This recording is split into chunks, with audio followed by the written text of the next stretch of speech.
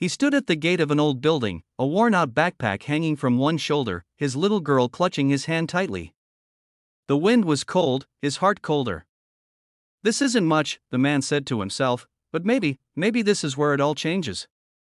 He didn't know that the job everyone had refused would lead him to something far greater than money, something that would heal the wounds he'd long stopped tending. No one wanted the caretaker's job at the old community center.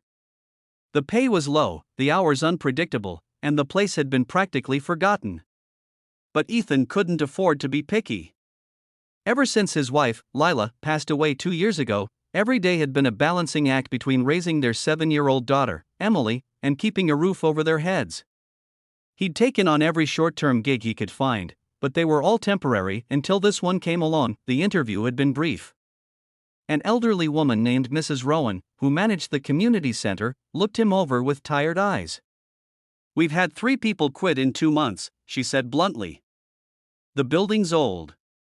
Pipes burst, lights flicker, and it gets lonely at night. You sure you want this?"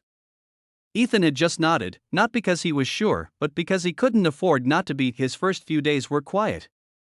Too quiet. The center was filled with echoes of laughter from years past, but now, only dust and silence remained. Every morning, he dropped Emily at school, then came to clean, repair, and repaint what he could. It was tiring work, but something about the place felt familiar.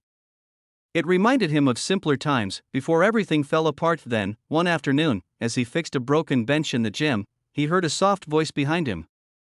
"Mister, are you fixing this so we can play here again?" He turned around to see a small group of kids staring at him through the door. Their eyes were filled with curiosity and hope. Ethan smiled awkwardly. "That's the plan," he said. From that day, the center began to change. The kids would come after school, asking to help. Some brought brushes and paint, others swept floors or picked up trash outside. Slowly, laughter began to return to the old halls. And with it, something inside Ethan began to mend too. He hadn't smiled this much in years. Emily joined them after school, her giggles blending perfectly with the others. For the first time since Lila's passing, Ethan felt like he belonged somewhere again, but things weren't easy. One evening, the funding for the center was suddenly cut. Mrs. Rowan was heartbroken. "We can't keep it open much longer," she said. "I'm sorry, Ethan." He looked around at the half-painted walls, the dusty sunlight streaming through cracked windows, and the children's art pinned proudly on the bulletin board.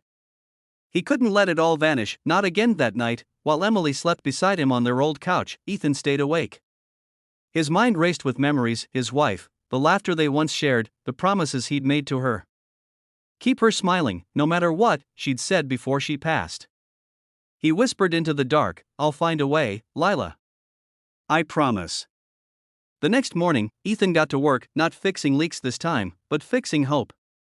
He started recording videos of the center, showing the kids painting murals, playing music, learning together. He posted them online with the title "A Forgotten Place Finding New Life." To his surprise, people started noticing. Donations trickled in. Volunteers showed up. The local news ran a small story about it. The community began to remember the place they had once loved. Weeks later, Mrs. Rowan came to him with tears in her eyes. "You did it," she whispered. "The board has agreed to fund us again. The center's staying open." Ethan just smiled, watching Emily chase her friends across the gym floor, their laughter echoing off the freshly painted walls. Months passed, and the community center bloomed with life.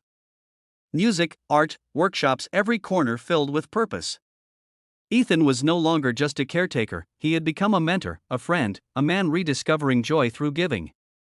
Parents began to thank him, kids hugged him, and Emily, well, she beamed with pride every time someone called her the caretaker's little helper. One evening, as the sun dipped low and the laughter quieted, Mrs. Rowan approached him once more. "You know, Ethan," she said softly, "no one wanted this job. But maybe it wasn't a job, it was a calling." He looked around, the lights glowing warm, Emily drawing on the floor, music softly playing from a nearby room, and he felt it deep in his heart. "Yeah," he murmured, smiling. "Maybe it was."